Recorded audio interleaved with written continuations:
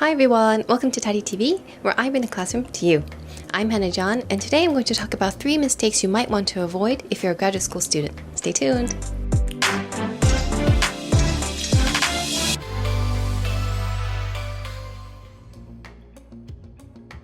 So this can be a little bit misleading. It's not that grades are not unimportant, but I think the point here is that I do want to make sure that you're not focusing only on grades. In fact, what we want to see is that after you complete the program, you should be able to identify and articulate key skills or other credentials that you have as a result of completing the program. Some skills that you might want to develop include quantitative skills like R, or maybe even language skills while you're here at the program, and of course things like research skills, whether this is through publications or even academic conferences. Imagine that you're sitting in an interview after or towards the end of your graduate school career, and they ask you what are some things that make you a great candidate for this position. You should be able to point to more than just a GPA, and hopefully you can articulate that through these skills and other credentials that you've been able to develop.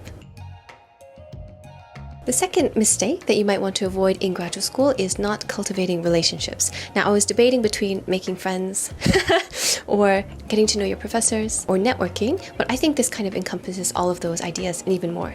So when you're in graduate school, you're encountering bright people from all over the world and those who you might probably encounter also in your future career. Get to know your colleagues better, establish some sort of professional rapport, and please do take the time to cultivate these relationships because they're so priceless for you and also for the person you're working with. A side note here is you might not be best friends, you might never be besties, you might actually not agree on everything or anything, but it's possible to be able to cultivate a professional working relationship even with those who disagree with your views. So the point is you might want to take some time at grad school to create this strong network of professionals, peers, as well as faculty who you can also help and who can also vouch for your character as well as expertise here and going forward. I always mention please reach out to your professors, please, please, please. They are invaluable. I'm very biased, but that's my view because yes, they're here to help you and they're here to support you, and so please do take advantage of that opportunity while you're in grad school. A side question you might ask here is how do you get close to professors or how do you cultivate these relationships? Apparently we're very hard to approach because we look so scary. Yes, engage in research, do well in your classes, and by doing well, of course, not just aiming for an A+, are you contributing to the class? Are your either research outputs or other kind of evaluated assignments up to par? Are you showing effort and excitement and energy during class? The last thing that you don't want to do, or the things you want to avoid in graduate school, is to struggle alone. I've talked quite a bit on my channel about this idea of dealing with grad school stress, even imposter syndrome, and the idea is that this, a huge investment in terms of time for you as a graduate student, whether you're in the master's or the PhD program, and the idea that you're going to go through this all by yourself because you're so brilliant and self-assured is actually, I've never seen that happen, even with me.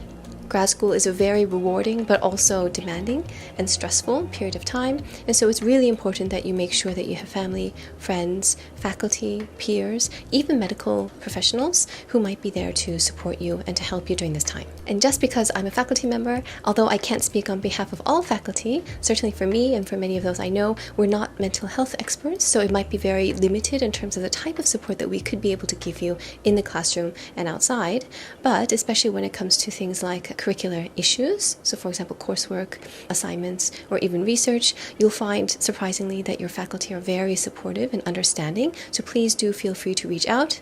I encourage you to reach out, don't be afraid, and we'll do our very best to make sure that this period is more rewarding than stressful. I'm sure you've already been avoiding these potential mistakes as a graduate school student, but I think it's great for us to review that today. And in the next video, I'm going to talk specifically about some issues for PhD students as well. So until next time here on Ph.D TV, bye!